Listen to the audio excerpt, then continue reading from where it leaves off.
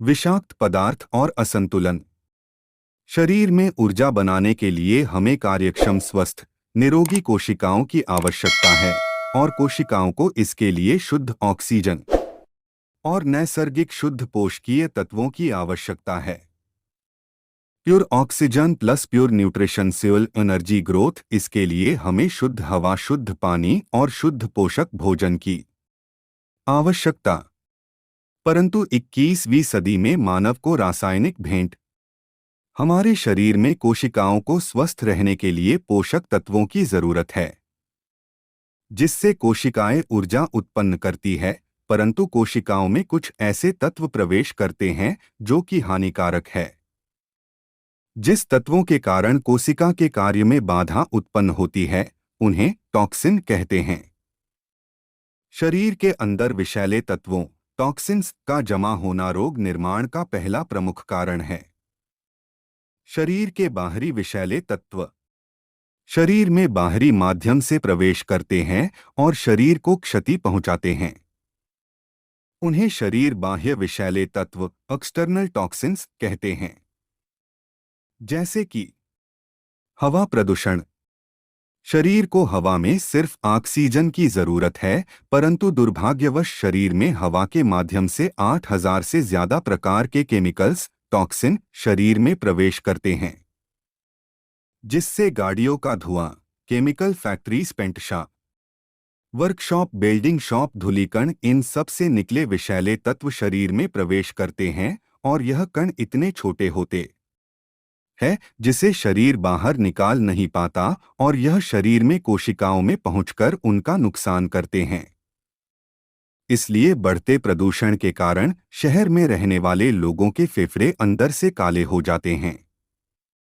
एक संशोधन के अनुसार देखा गया है कि बड़े बड़े शहरों में जो लोग रहते हैं उनके फेफड़ों में प्रदूषण पॉलिनेशन के कारण एक साल में 4 ग्राम प्रदूषण की काली परत जमा हो रही है, जिसके कारण आज से संबंधित बीमारी है, जैसे एलर्जी, दमा, कैंसर आदि। प्रदूषित पानी। अभी कुछ दिन पहले हमने देखा कि जो पानी हम 15 से 20 रुपए कर खरीद रहे हैं उसमें भी कुछ तरह के कीटनाशक मिल रहे हैं। इसका मतलब जो हम पानी खरीद कर पीते हैं वो भी पूरी तरह से सुरक्षित नहीं है। अब सवाल यह है कि इस पानी में यह जंतुनाशक कीटनाशक ये कहाँ से आए। जमीन पर हम खेती करने के लिए जो जंतुनाशक कीटनाशक डालते हैं उस पर जब पहली बारिश होती है यह केमिकल जमीन के अंदर चला जाता है और पानी में मिल जाता है और वही बॉटल हमें मिलता है। इसका मतलब जो पानी हम खरीद कर पीते हैं वो भी पूरी तरह सुरक्षित नहीं है। तो फिर जो पानी 20 से 25 साल पुराने पाइपलाइन से हमारे घरों आता है वो कितना शुद्ध होगा। पानी को शुद्ध करने के लिए भी पानी में क्लोरीन पोटेशियम डाला जाता है। इससे पानी में जो जीवाणु कीटाणु होते हैं वो मर जाते हैं, पर यह तत्व केमिकल्स हमारे शरीर में प्रवेश कर रहे हैं और सूक्ष्म कोशिकाओं को नुकसान पहुंचा रहे हैं। प्रदूषित भोजन। शरीर का सबसे पहला पोषण शुरू होता है माता के दूध से, पर इस प्रदूषण के कारण माता के दूध में भी कुछ मात्रा में ऑक्सीटोसिन, एंडोसल्फान आदि जैसे तत्व टॉक्सिन्स मिल। अब सोचिए अगर माता के दूध में इस तरह के विषाक्त टॉक्सिन्स मिल रहे हैं तो जो हम खाना खाने, दूध, प्रोसेस फूड, इन सब में कितना टॉक्सिन मिल सकता है। इसका कारण है कि आज नैसर्गिक खेती कोई नहीं करना चाहता। जिसमें खेती पहले साल या 6 महीने में उगाते थे उसे आज हम सिर्फ 3 महीने में उगा रहे। जो फल और सब्जी किसी एक मौसम में मिलती थी आज 12 महीने में कभी भी मिल रही है। इसका प्रमुख कारण है कि बढ़ती आबादी, बढ़ते शहरीकरण, जिसके कारण खेती के लिए जमीन कम पड़ रही है और बढ़ती मांग के कारण कम जमीन में ज्यादा खेती और फल सब्जियों का कृत्रिम रंग, रासायनिक खाद, यूरिया, सुफला, फॉस्फेट, किट, जंतुनाशकों की सहायता से बाजार में लाया जा रहा है, जिसके खाने से हमारे शरीर में copper sulphate, calcium chloride, calcium carbide, oxytocin, endosulfan आदि जहरीले तत्व शरीर में यानी कोशिकाओं में जा रहे हैं।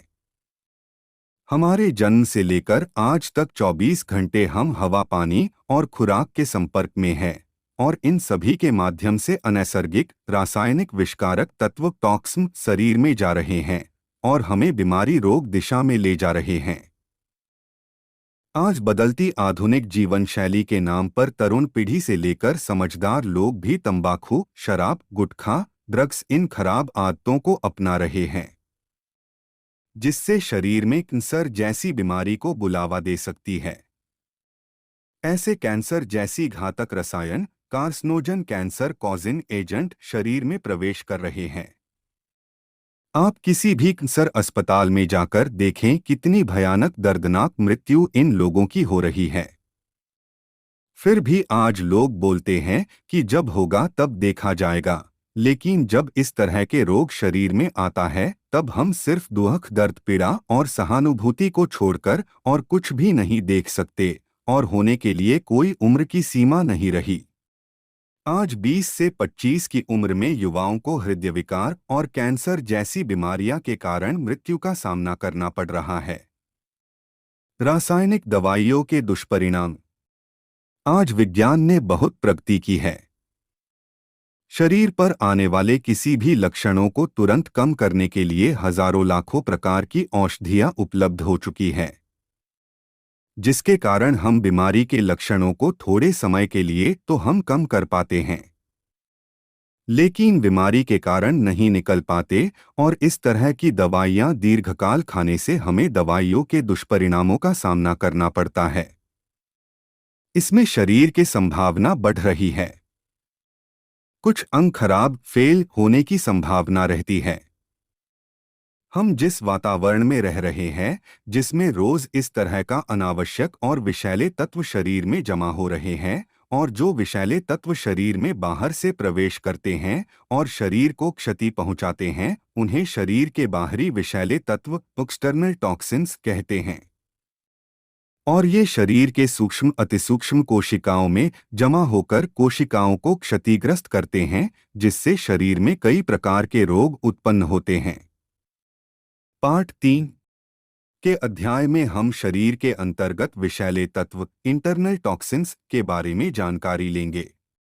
मेरा पार्ट 3 वीडियो जरूर देखें, और जो मेरे चैनल को सब्सक्राइब नहीं किया है वो सब्सक्राइब जरूर करें ताकि आगे आने वाले वीडियो आपको मिलती रहे।